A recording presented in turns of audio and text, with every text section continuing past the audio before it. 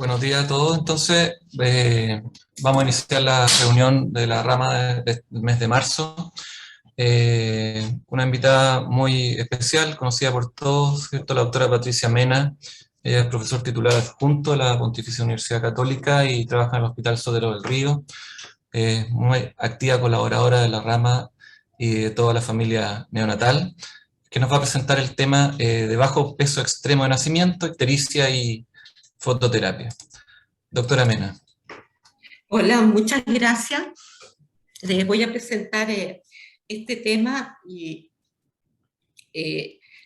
la ruta de presentación es comentar si la fototerapia en el extremo bajo peso es inocua, cómo realizar una fototerapia que sea efectiva para disminuir el pic de bilirrubina y se minimicen los riesgos de la fototerapia, evaluar evidencias para tomar decisión, propuestas de uso de fototerapia en términos de inicio, niveles de bilirrubina según edad gestacional y edad postnatal. Les voy a contar lo que pasó y por qué yo empecé a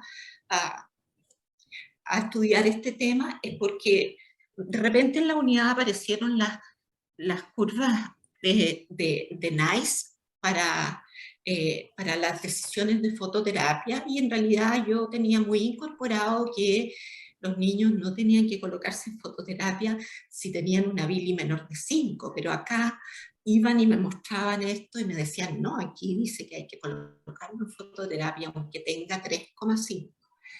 Entonces, no fue posible sin realizar esta presentación poder decir, en realidad, no usemos esta, y este es el objetivo de la presentación, no usar las curvas NICE para el extremo bajo peso. Ahora, para entrar en este tema hay que irse bastante atrás en la historia, y probablemente les va a causar mucha sorpresa este estudio, que es probablemente uno de los primeros estudios de la red neonatal americana, de las 11 mejores unidades de recién nacido, a través de NIH, que fue este estudio de eficacia de la fototerapia, porque ya estaba claro que la fototerapia era súper eficaz para el niño de término, pero para el prematuro no estaba claro. Entonces se hizo este estudio que tiene 1.339 recién nacidos, menores de 2,5 kilos, de los cuales 845 son menores de 2 kilos, y fueron aleatorizados a foto o control. Y si el control llegaba a nivel de exsanguíneo, se hacía la exsanguínea. En ese tiempo estábamos acostumbrados a hacer exsanguíneo. Así que ustedes pueden ver aquí que en los menores de 2 kilos, en este caso, 24% tuvieron la necesidad de un exsanguíneo transfusión. En cambio, los niños en fototerapia, solo un 5% tuvieron la necesidad de exsanguíneo transfusión. Pero por otro lado, si vemos aquí la mortalidad en el menor de 1 kilo, que eran 77 niños, así que eran 30 y tantos y 30 y tantos, en el grupo control, que no recibió fototerapia, la mortalidad fue de un 40%, y en el grupo que recibió fototerapia fue 59%. Algunas cosas probablemente en estos estudios estaban en otra época del análisis estadístico, pero aquí estaban perfectamente bien aleatorizados. Y en el grupo de 1 a 2 kilos, que ya era un número más importante de niños, fueron el grupo control 35%, y el grupo con fototerapia falleció un 44%. Ninguna de estas cifras son estadísticamente significativas con un P menor de 5%. ¿Perdón? Se activó un audio, doctora. No, ya lo desactivé. Díganos, doctora. Ninguna de estas cifras es estadísticamente significativa con una probabilidad menor del 5% de que esto no se deba al azar. Y bueno, en esa época eso se consideraba así, que nadie le dio mayor importancia que la mortalidad aumentara en un 49%, y a lo mejor con un 10% de probabilidad de que esto se deba al azar, pero un 90% de probabilidad de que no se deba al azar, sino a la aleatorización y el tratamiento consiguiente. De estos grupos hubo 4 fallecidos con Kernigtrud, de los cuales 3 fueron controles y 1 fototerapias, y ustedes ven aquí los niveles de bilirrubina y la exposición a la fototerapia. En el grupo de abajo, ustedes ven que perfectamente cuando suspendieron la fototerapia hubo un pequeño rebote. Los otros niños llegaron aproximadamente hasta 10 y, bueno, requirieron una exsanguíneo-transfusión. El otro problema con la fototerapia que se ha debatido bastante es el ductus. Está claro que el tejido ductal in vitro no se contrae expuesto a la luz, se dilata. La incidencia de ductus y fototerapia en peso de nacimiento menor de 1000, con evaluación ecográfica con fototerapia, fue un 76% y sin fototerapia de un 53%. Y la regresión paso a paso asocia el ductus a la fototerapia con un P menor de 0.05. Desafortunadamente, en la época que se hizo este otro estudio, no reportaron ductus, porque el ductus no había una certeza de diagnóstico. Reportaron enterocolitis, reportaron displasia broncopulmonar, pero el ductus no fue mencionado. Y acá los niños con y sin fototerapia son distintos. Así que también ahí uno no puede tener como, a pesar de que ellos hicieron un cruce como de controles, más o menos, pero siempre lo que nos pasa actualmente es que si no reciben fototerapia son distintas. Y existen una serie de estudios sobre la protección precordial en fototerapia, aleatorizados, para ver si con eso se disminuye el riesgo del ductus. Y bueno, aquí ustedes ven, el primer estudio mostró que sí se disminuía, el segundo estudio mostró que no, el tercer estudio mostró que no. Aquí hay que hacer la diferencia, que el primer estudio eran menores de 1500 y con distrés respiratorio. El otro grupo era solo menores de 29 semanas y el grupo menor de 31 semanas. Y hay un análisis que hay por ahí que analiza 2 estudios y dice que sí. Pero probablemente existe un efecto menor, pero existente, entre fototerapia y menor contracción del ducto.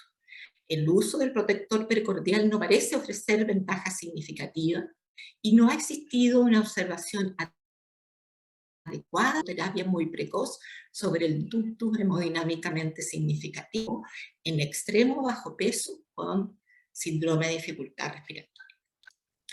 El siguiente estudio que quiero recalcar es este, publicado también en la década de los 80, que es un estudio controlado, aleatorizado de fototerapia profiláctica con Billy mayor versus Billy mayor de 5. Y este es un grupo pequeño estudiado, son 22 en cada grupo, y iniciaron dentro de las 12 horas o cuando ya describen que los que tenían indicado profiláctico iniciaron la fototerapia más precoz y pasan más tiempo en fototerapia. No hubo evidencias de mayor nivel de Billy, la edad de la Billy al cual se observa este valor y la velocidad de aumento, y sin diferencia de los niveles de bilirrubina durante el estudio. La fototerapia sin ictericia no parece útil. Posteriormente han venido un par de estudios de fototerapia agresiva o conservadora para menores de 1500.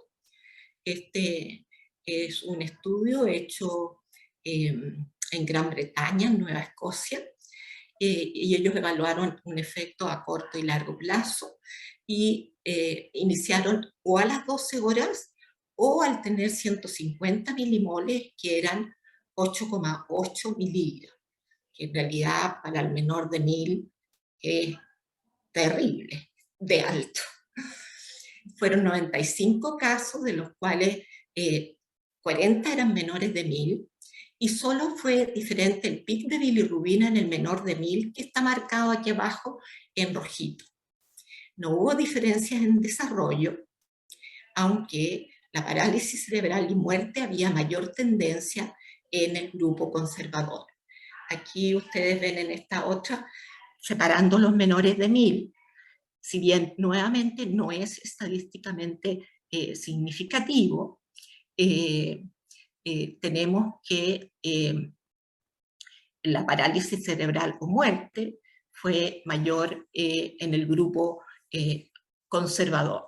En este caso, el conservador era el inicio precoz. Y el MDI le sucedía lo mismo. Y este es un gran estudio hecho nuevamente por la red americana, con distintos niveles de agresivo y conservador de la fototerapia. Aquí tenemos 1974 niños de peso de nacimiento entre 500 y 1000.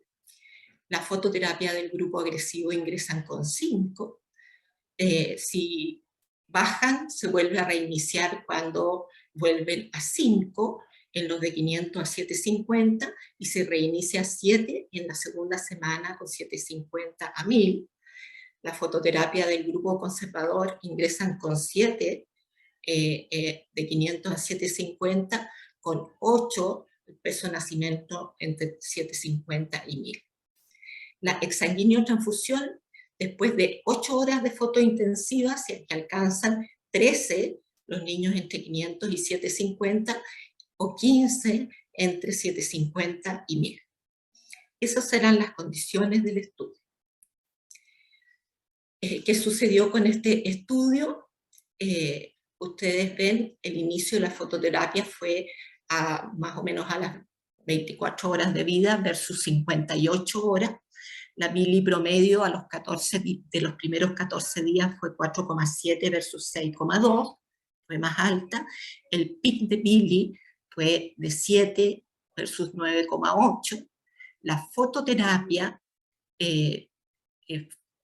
bueno, llegó a niveles de fototerapia, en un caso en el 99%, en el otro 78%, yo creo, porque ahí algún niño se murió, no sé, y ya estaba randomizado. Hubo 2 exsanguíneo-transfusiones en un grupo y 3 en el otro. Y los factores de muerte y discapacidad, ustedes ven que en grupo fue mayor en el grupo conservador, si bien no estadísticamente significativo, pero sí la discapacidad fue estadísticamente mayor en el grupo conservador. Ahora, cuando ellos se paran por otros factores, nuevamente aparece que el grupo entre 500 y 750, que inició y tuvo una fototerapia más prolongada, tuvo un aumento de la mortalidad que no fue estadísticamente significativo. Y en términos de discapacidad en ese grupo, fue mayor en el grupo conservador, pero tampoco estadísticamente significativo.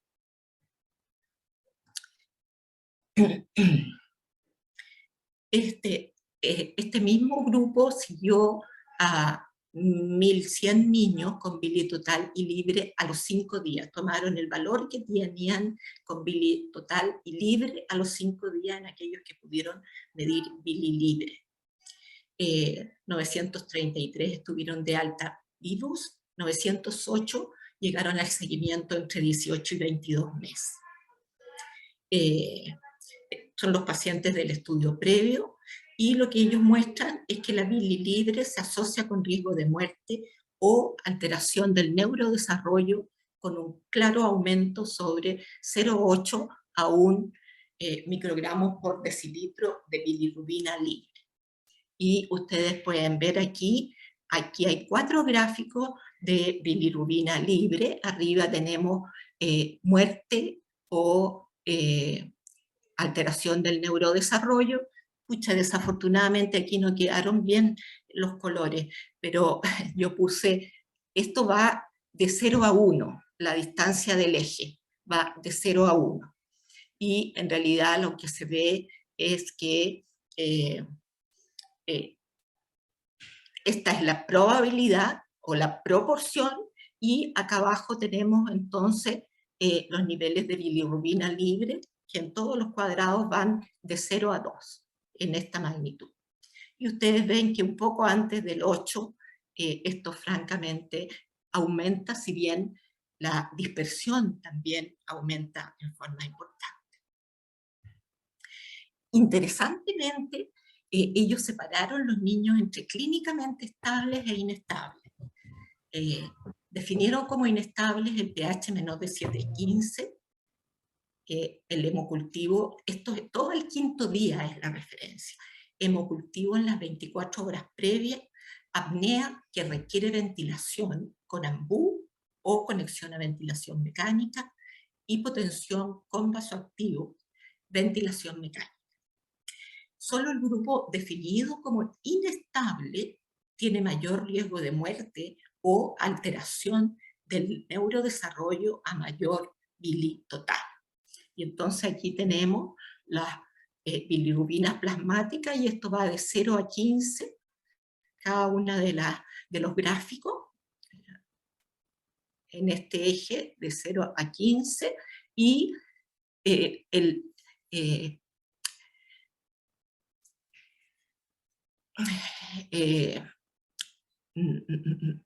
la expresión achurada corresponde a los niños estables, y la expresión en línea corresponde al grupo inestable.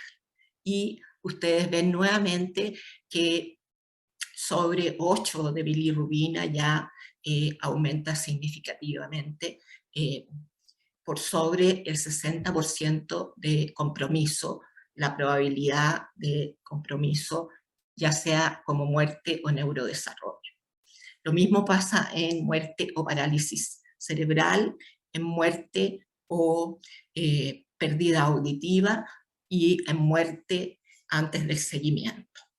Lo que ellos les llama la atención es que el grupo estable tiene una tendencia a menor riesgo, a pesar de que tiene una mayor bili total a los 5 días. Como curiosa ese hallazgo. Nos recuerda que la fototerapia en realidad también nos ejerce un poder oxidativo importante, y que la bili es un antioxidante. Estos mismos autores posteriormente hicieron un nuevo análisis y cambiaron su sistema de análisis, y yo la verdad es que no entiendo mucho del análisis bayesiano, así que les puse textualmente lo que ellos dicen. Dice: el análisis encuentra que la fotoagresiva incrementa la mortalidad de menores de 7,50 y en quienes están con soporte ventilatorio en un 19%. Y vemos aquí el intervalo de confianza, que sí muestra que la probabilidad es menor de un 5% de que esto sea un derivado del azar. El análisis bayesiano conservador, usando una probabilidad neutral previa, identifica una probabilidad de 99% que la fotoagresiva aumenta la muerte en el estudio. Pero no veo ajustes por aquí. ¿Aló? Síganos, doctora. ¿Aló? Perdón. Bueno, aumenta una probabilidad de 99% que la fotoagresiva aumenta la muerte en el estudio con fototerapia, y de un 92% en el extremo bajo peso en el trabajo colaborativo de fototerapia. Este mismo grupo recientemente ha publicado esto que parece extraordinariamente interesante. Esto eran 6 unidades en Estados Unidos, no era el mismo grupo, fueron solo 6 unidades en Estados Unidos. ¿Aló? ¿Se escucha? Sí, se escucha perfecto, Sí, se escucha doctora. bien, doctora. Sí, son solo 6 unidades y aquí lo que hicieron fue tomar niños de 400 a 1000 gramos, fueron randomizados a fototerapia el segundo día de vida, independientemente de su valor, a fototerapia continua o a fototerapia cíclica, que inicialmente fue por 30 minutos por hora, y lo hicieron en los primeros 100 casos, y después siguieron con cíclica de 15 minutos por hora. Esto es según los niveles de Billy, y los grupos de peso determinan además la irradianza. Y la exsanguínea nuevamente se determinó en 13 y 15, y analizan al final 134 en continua y 137 en cíclica.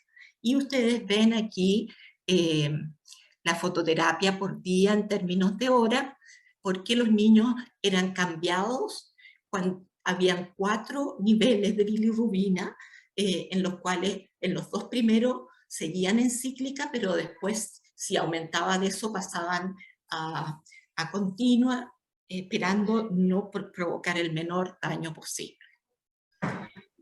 Ellos lo que describen acá es un aumento no significativo del nivel de pic de bilirrubina, que si ustedes quieren ver están aquí a este lado. El pic de bilirrubina fue en el grupo de alto riesgo 6,2, en el grupo de bajo riesgo con cíclica 6,6.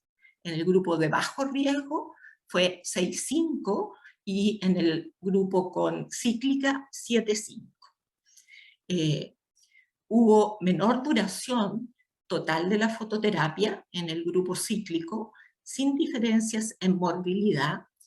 El tamaño muestral ellos habían esperado que fuera mayor, pero lo que ellos comentan, y esto nuevamente lo puse textualmente, con estos datos, quienes recomiendan la fototerapia continua debieran mostrar que es más favorable que la cíclica en el extremo bajo peso de nacimiento. Si ustedes pueden ver acá abajo, nuevamente en el grupo continuo, la mortalidad fue mayor que en el grupo cíclico. Y si lo ajustamos por riesgo, vemos que la mortalidad en el grupo continuo es, al revés, en el grupo cíclico significó una disminución ahí en el 21%. ¿Por qué la fototerapia cíclica puede ser tan efectiva como la continua, aunque sean menores horas de fototerapia? Bueno, todos los que son de mi generación, que trabajaban en el sistema público, deben recordarse que nosotros hacíamos en esa época fototerapia intermitente. Posteriormente, cuando en los años 90 se implementaron nuevamente las unidades de recién nacido, en general pedimos equipos de fototerapia, y yo por lo menos acá en el servicio no notamos diferencias significativas, los niños se demoraban igual. La diferencia estuvo dada cuando llegaron los equipos LED. Ahí sí que se iban súper rápido de la fototerapia. Bueno, aquí hay una explicación, se dice que el primer paso de la reacción físico-clínica en la piel es completada en nanosegundos. La verdad es que traté de buscar dónde estaba esto de los nanosegundos, me llamó mucho la atención, pero puede ser nanosegundos en el momento que llega la molécula, pero la luz se demora en llegar a las distintas moléculas de la piel. Simultáneamente, la bilirrubina no fotoisomerizada migra desde el pool corporal lentamente hacia la piel, y los productos de la fototerapia salen de la piel. El factor limitante de la remoción de la bili no conjugada in vivo es esta migración a la piel, además de las características de la irradiación. El tiempo estimado para completar este segundo paso es de 2 a 3 horas. Bueno, numerosos estudios de foto intermitente al inicio de su uso para optimizar el uso de los equipos. Aquí hay un estudio en que se atrevieron a ingresar a niños con incompatibilidad de grupo clásico a fototerapia doble con luz azul, pero continua o intermitente.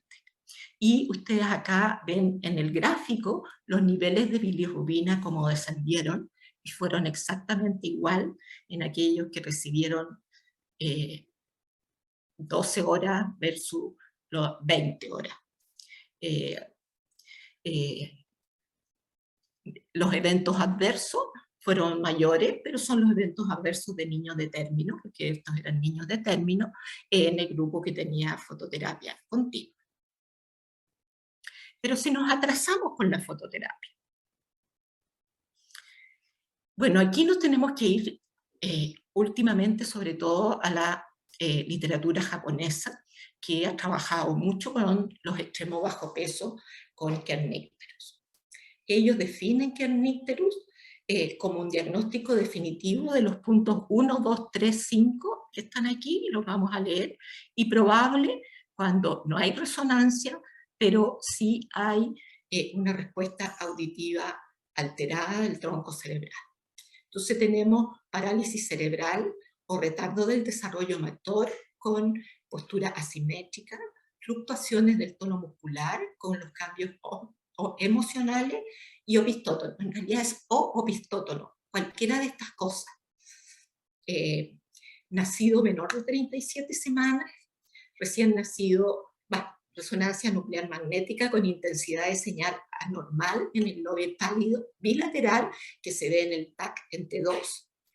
Respuesta auditiva del tronco cerebral anormal con conservación de la respuesta auditiva en la vida diaria. Y exclusión de otras causas de edad.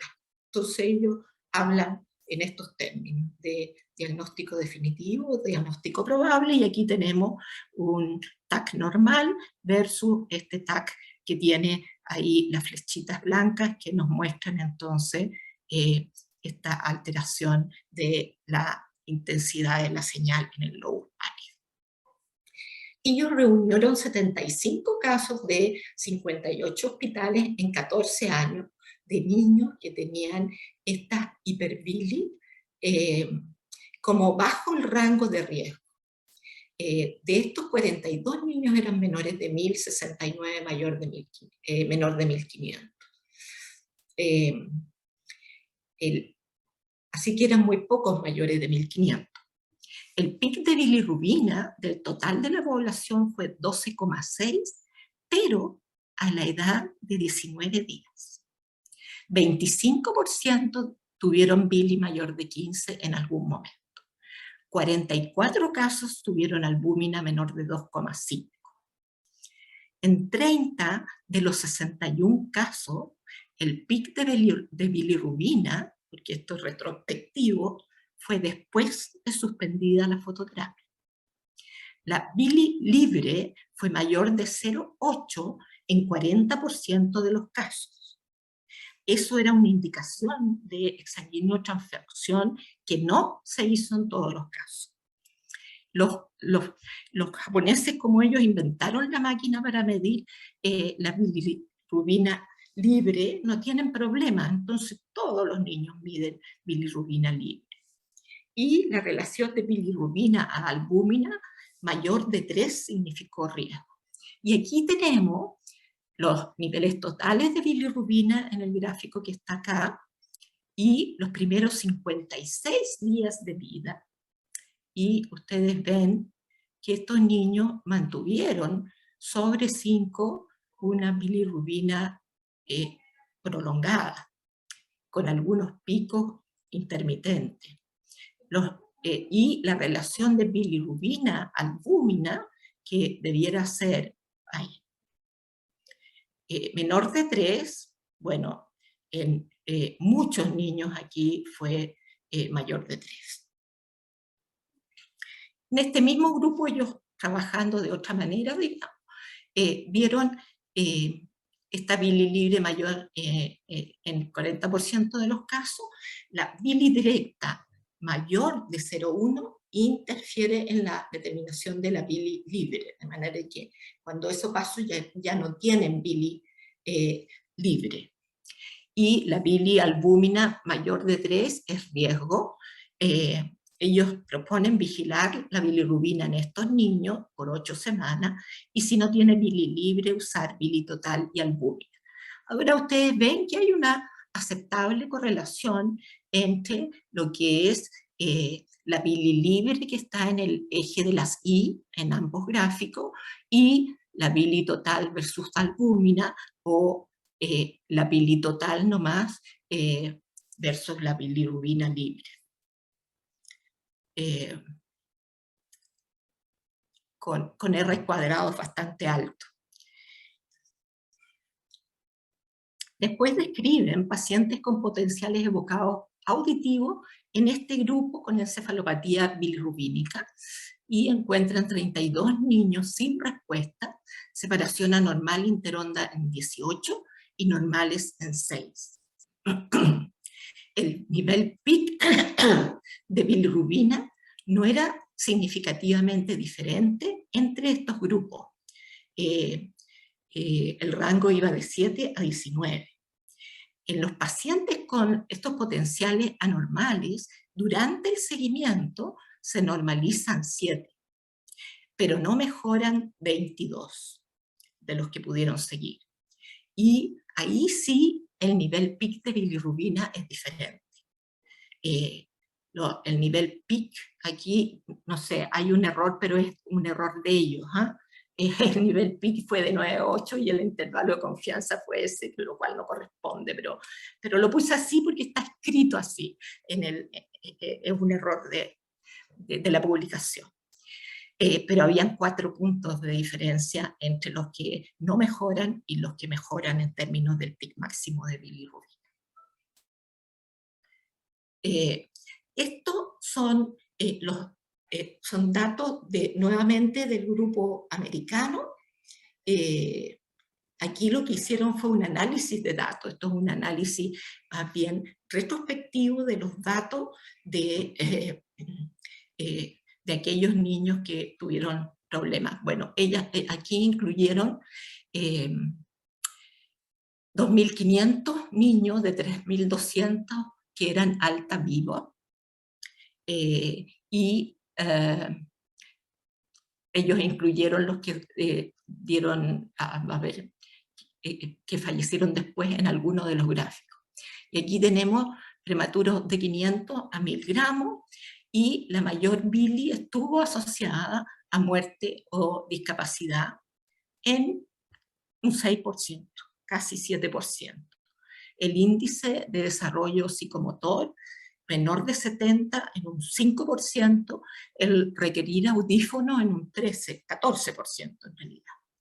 Pero ellos dicen que todo el resto de las variables, peso de nacimiento, edad gestacional, displasia, hemorragia grado 3-4, leucomalacia, enterocolitis, sepsis tardía, tuvieron unos odds ratio mucho mayores para muerte o discapacidad. Y bueno, en estos niños, aquí menores de 1.000, ustedes ven que la curva va aumentando después de los 10 miligramos gradualmente, pero con un gran intervalo de confianza. Aquí tengo un problema porque se me fue. Ay, perdón, apreté lo que no tenía que apretar.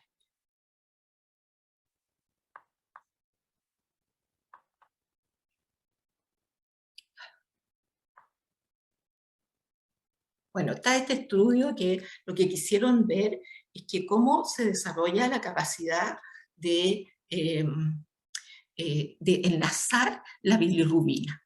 Y lo que hicieron aquí fue medir la bilirrubina unida a albúmina y la capacidad de enlace de la bilirrubina. Y además dividieron los grupos de niños estudiados en 3 grupos de riesgo: bajo riesgo, moderado y alto. vemos que la bili total promedio no fue estadísticamente significativa entre estos tres grupos de riesgo, pero sí fue estadísticamente significativa la bili libre promedio. Fue aumentando en el grupo de alto riesgo, y la albúmina promedio fue disminuyendo en el grupo de alto riesgo, que tenían más patología.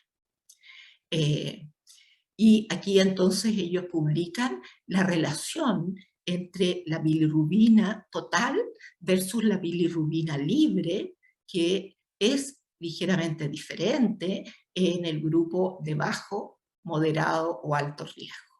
O sea, nosotros podemos tener una bili libre en un niño de bajo riesgo que va a tener 0,55 de bilirrubina libre, que no es riesgo, pero con ese mismo nivel podemos tener un niño que tiene 1 de bilirrubina libre, que es un gran riesgo. Acá tenemos la capacidad de unión de la bilirrubina a la albúmina, y aquí en realidad las cosas no fueron así tan claras, no hay una tendencia clara en el grupo moderado, y el grupo libre y el grupo leve y el grupo alto tuvieron una tendencia a que aumenta la capacidad con la edad gestacional. Pero no es muy notable en realidad.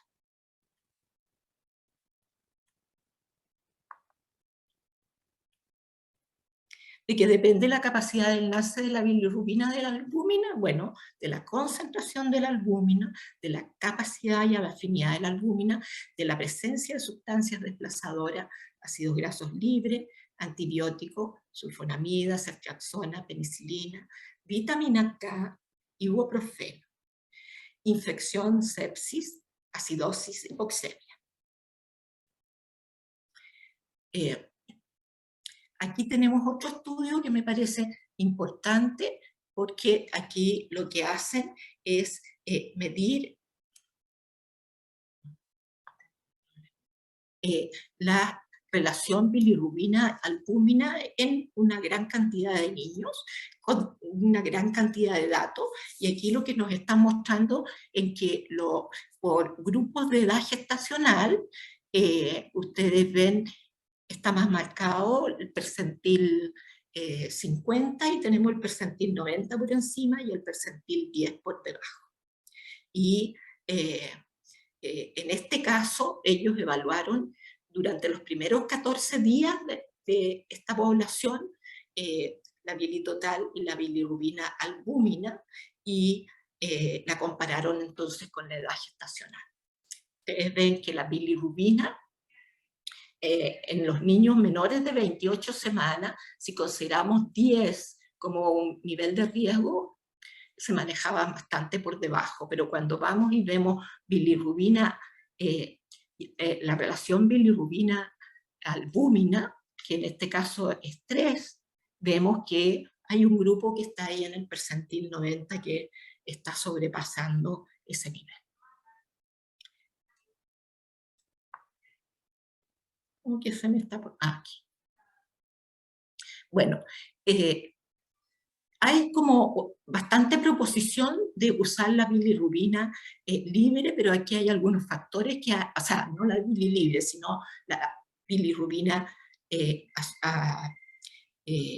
relación a la albúmina, para hacer una estimación de la bili libre. La correlación entre bili total partido por albúmina y la bili libre se da en el gráfico aquí que está arriba a la mano izquierda, muy bien antes de colocar en fototerapia. Cuando ya el niño está en fototerapia, se empieza a armar una nube de puntos bastante más dispersa, que nos empieza a servir menos. Ahora, en los valores extremos, yo diría que igual como que da una señal. Ellos hacen otra cosa que lo que otra gente hace, porque transforma,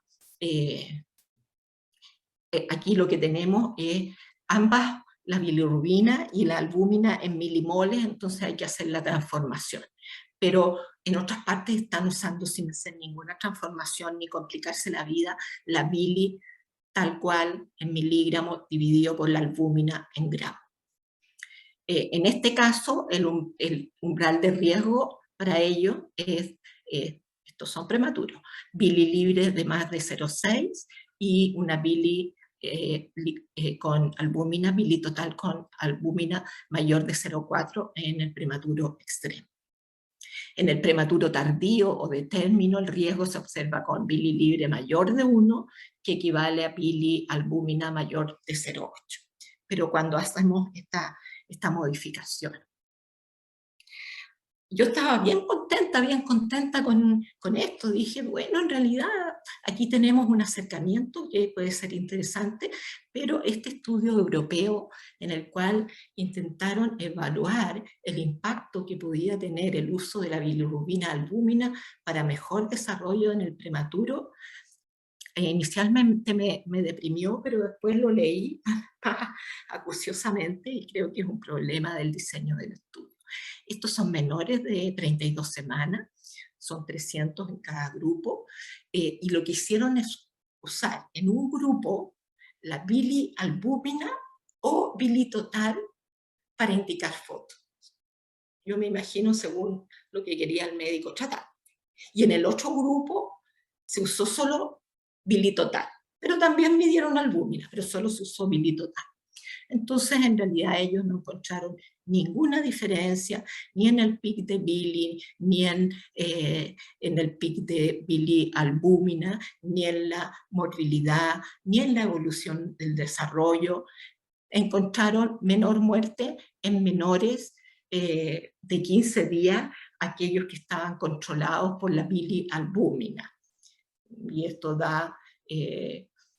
fue con un R de 0,24 cuando lo controlaban con bilialbúmina. Los fallecidos tuvieron menor bilitotal, pero una bilialbúmina mayor. Entonces yo creo que aquí hay un problema importante de diseño, porque lo más probable es que la gente, y como todos nosotros no estamos acostumbrados a usar bilialbúmina, vamos a decir, no, pero ya está muy alta la bili total, así que mejor ya lo pongo en fototerapia. Así que no invalida la posibilidad de usarla, ¿ya? Este es un estudio alemán que también está viendo prematuros extremos, y hay un par de cosas interesantes aquí. Ellos usan el nivel de bili mayor que la edad gestacional, lo calculan así: la edad gestacional en semana menos 20, con ese nivel ponen al niño en fototerapia. O sea, si tiene 25 de edad gestacional, con 5 lo pone. Si tiene 24, con 4, así. Ese es su criterio para ponerlo. Es bueno porque uno lo puede tener en mente sin mayor problema, pero hay otros que me parecen más adecuados. Bueno, y ellos muestran los datos, y interesantemente muestran aquí la comparación con los datos de los gráficos antiguos de término que conocemos de riesgo intermedio alto, y este es el percentil 50 de este grupo, que muestra cuál es la zona de menor riesgo, de bajo riesgo. Aquí se ve en realidad que esto va subiendo gradualmente, y posteriormente tiene bueno, estos niños están, aquellos que llegaran a los niveles que correspondían estaban en fototerapia, pero lo hicieron con un grupito que hasta antes de entrar a la fototerapia. Pero probablemente entonces fueron niños un poco más grandes. Pero igual me parece interesante, porque el niño extremo bajo peso, salvo que esté con una enfermedad hemolítica, produce menos bilirrubina que el niño más grande. Se me tranca esta cuestión. Ahí. Bueno, y este otro grupo trató de ver si podía predecir en base a la bilirrubina a las 12 horas qué pasaba después. encontraron un corte de 3,6, 4,6 para los dos grupos de peso que usaron, y encontraron buena sensibilidad, pero con un valor predictivo muy bajo. A mí me gustó mucho esto, porque esta es la curva que ellos hicieron de lo que pasaba, y me gustó mucho la posibilidad, y aquí coloco yo la curva del NICE, de los niños que, del grupo que recomiendan que ingresen a fototerapia con 10.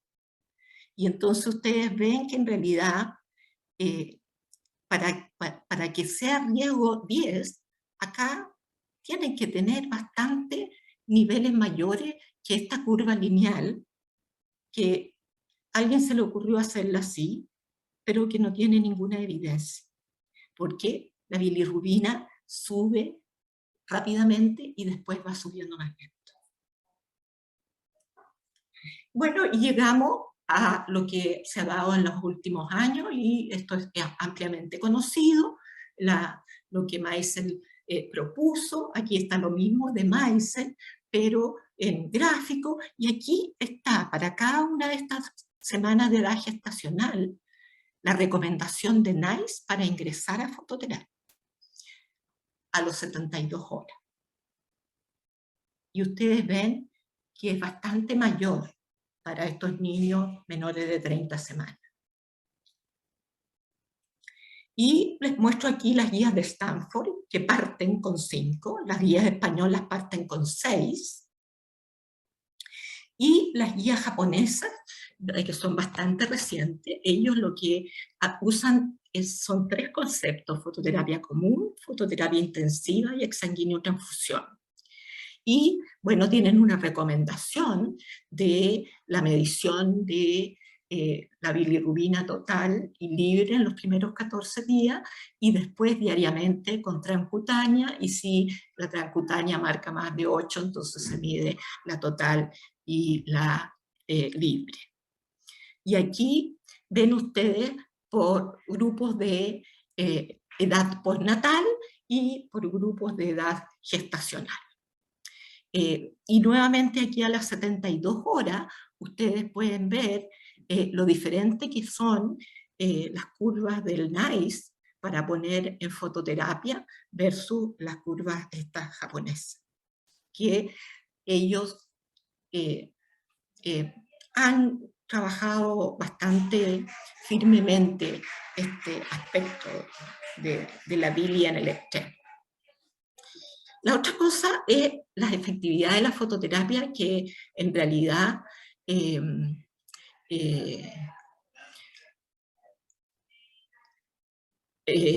nosotros a veces no consideramos. Bueno, los niveles de bili total, a menor nivel, menos la efectividad, digamos, menos baja violentamente. La irradiación, si ya está o no en la longitud óptima de 475. Lo otro que sí nosotros nunca pensamos es el hematocrito.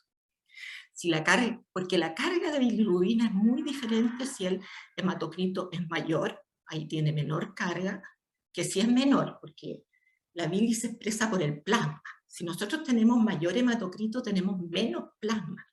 Entonces, si el niño tiene 60 de hematocrito y una bilis de 10, debiera preocuparme menos que si tiene 35 de hematocrito y tiene una bilis de 10.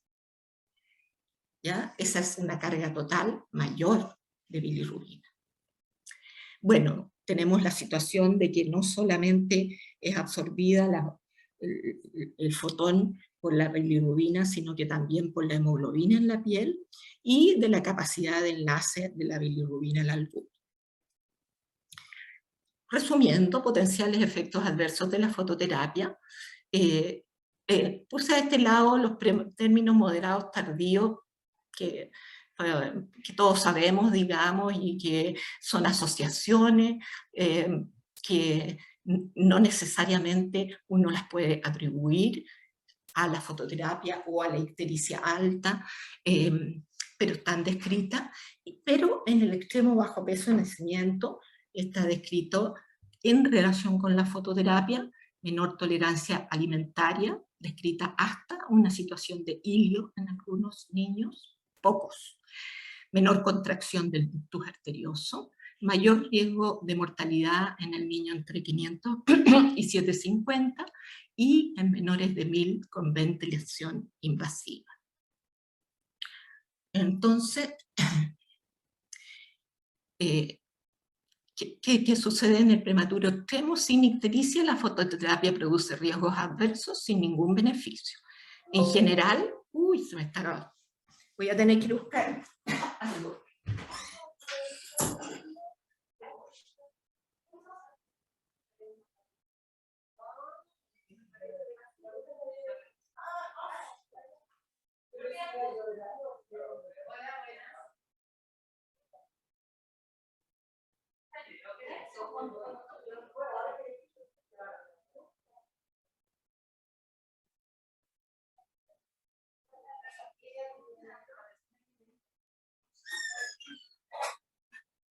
Disculpen que se me descargó. No se preocupe, doctora.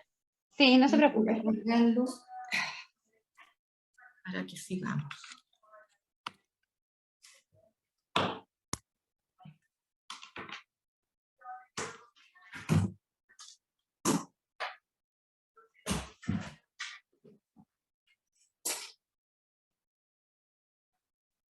Ahora sí. Bueno, en general existe consenso que la fototerapia no se inicia hasta que se tenga Billy de 5 o más, salvo NICE y Noruega. No encontré otros que dieran esa recomendación.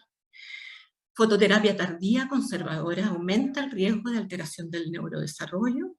Fototerapia precoz aumenta el riesgo de mortalidad en el menor de 750 y entre 750 y 1000 con ventilación invasiva. Vigilar la evolución de bilirrubina más allá de la semana en los extremos bajo peso enfermo y estimar el riesgo en base a bilialbúmina.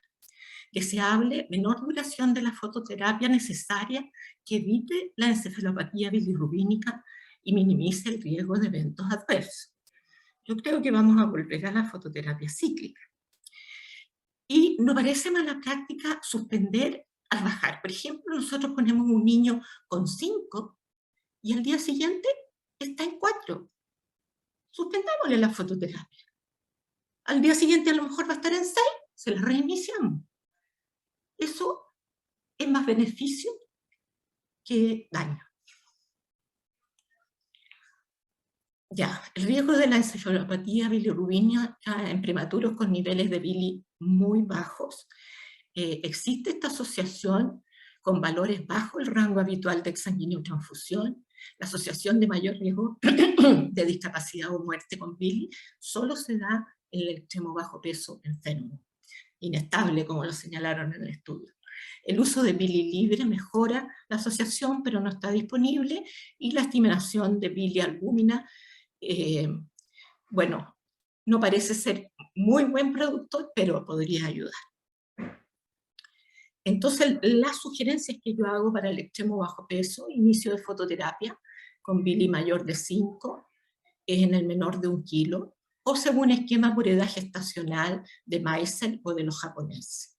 Iniciar la fototerapia después de las 24 horas, salvo enfermedad hemolítica o evento clínico de gran riesgo. Vigilar bilirrubina 1 o 2 veces a la semana hasta la tercera o cuarta semana. Evaluar el valor de bilialbúmina en pacientes con evolución tórpida. Inicio precoz de cafeína, que entre otros efectos minimiza el daño neuronal por bilirrubina. Y erradicar el NICE, porque indica fototerapia precoz cuando no hay suficiente bilirrubina en la piel y los valores después de los 3 días son más altos que los consensos recomendados para extremo bajo peso en la literatura de la última década. Muchas gracias. Muchas gracias, doctora Mena. No sé qué pasó ahí con el doctor. Pero muchas gracias, doctora Mena. Excelente presentación. ¿Hay alguna consulta, duda de la audiencia?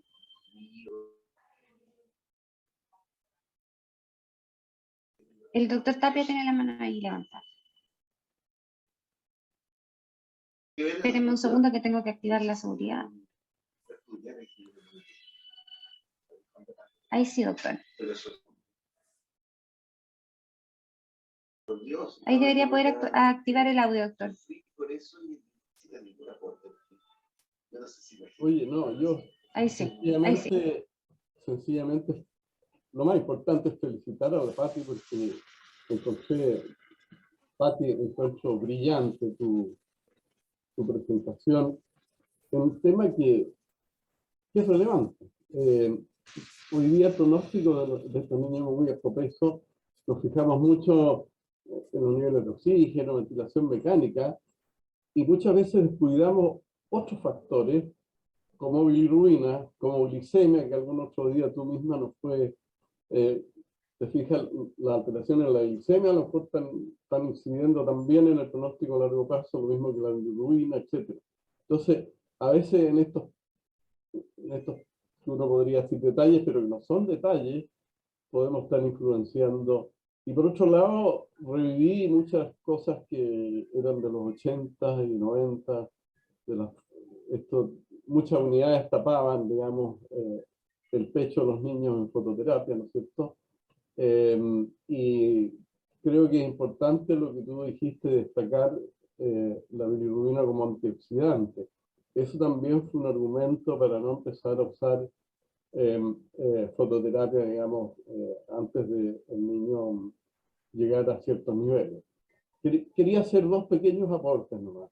El primero es que recordar que en la clínica de la ictericia en un niño menor de 1500 no existe, por así decirlo, las primeras horas, de tal manera que no esperemos a ver si el niño se ponga amarillo, sino que de rutina, y no sé, voy a ver la opinión de la Pati, desde qué edad empezar a controlar la bilirrubina en estos niños. A mí me parece que a las 12, 24 horas ya debiéramos tener algún valor en ello.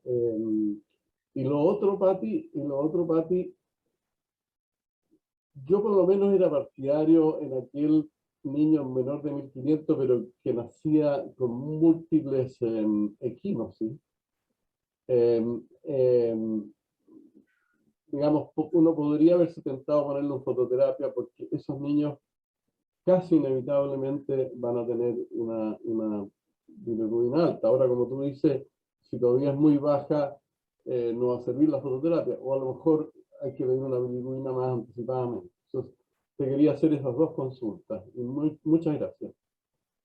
Felicitaciones. Bueno, yo creo que un niño no puede pasar las 24 horas de vida sin una bili, o sea, ese es el máximo. Esa es la primera bili, tiene que ser antes de las 24 o a lo más a las 24 horas, digamos.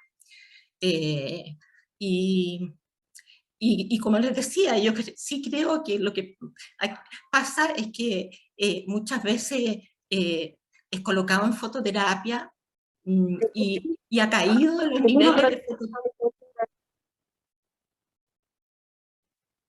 Ha caído de los niveles de fototerapia y podría uno suspender la fototerapia y volverla a iniciar. No sería mala idea. Y en el niño que nace con múltiples equimosis, Pati, ¿tendría un enfoque distinto? Yo creo que ahí hay que controlar y ver cómo va. A mí me gusta mucho el esquema de los japoneses, que usan un nivel de foto simple y otro con mayor irradianza. Y ahí, pues, después, la exsanguíneo. Yo creo que uno debiera implementar eso. Perfecto, muchas gracias. ¿El doctor Carvajal también? Hola, buenos días.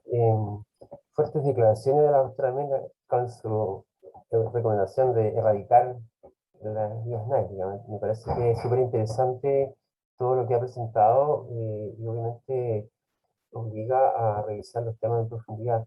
Creo que es un tema muy amplio, que todavía, digamos, si uno clasifica en términos de evidencia, todavía tiene áreas bastante débiles, digamos. Y es, por lo tanto, muy interesante todo lo que ella ha presentado. Me parece muy bueno, la felicito y agradezco su participación. Ahora, de todas maneras, igual es importante en esto, claramente, ver algunas cosas con cierta cautela, porque evidentemente que cuando hablamos de de si algo es estadísticamente significativo o no, hay que tener cuidado porque efectivamente cuando hablamos de que algo es estadísticamente significativo significa o no lo es. Si algo sale que no es estadísticamente un diseño bien elaborado, evidentemente que esas conclusiones, y hay diferencias, esas diferencias son solo válidas para esa muestra, por lo tanto no podemos extrapolar eso. O sea, en el fondo hay que tener bastante cuidado y estos análisis que son bastante más complejos, como el análisis bayesiano, permite llegar a ese tipo de cosas. Entonces creo que hay que tener cuidado con la interpretación de algunos números, porque a veces también tenemos que diferenciar entre estadísticamente significativo y clínicamente relevante. Por ejemplo, que una PIC sea en un grupo 6,2 y en otra sea 6,6 puede ser estadísticamente significativo, pero el punto de vista de relevancia clínica obviamente no tiene mucha relevancia. Entonces, es interesante que estos análisis tengamos que hacerlo en más profundidad porque claramente es un tema permanente de todos los días y que necesitamos. El documento del análisis es un documento que tiene como 500 páginas, es un documento solo destinado a Peer, pero claramente cuando ve las predicciones de estas curvas, plantea que justamente estas curvas se construyen a partir de algunos consensos o de evidencia que es bastante débil. Entonces, por lo tanto, lo que ha planteado la doctora Mena aquí me parece súper interesante. Muchas gracias, doctora Mena. Gracias. Muchas gracias, doctor. La doctora Morgues tiene levantada la mano. Gracias.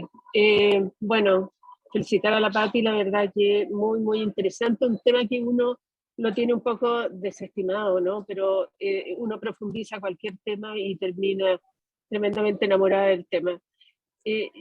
Dado lo que presentó la Pati, yo quisiera preguntarle si es factible y fácil medir bilirrubina libre.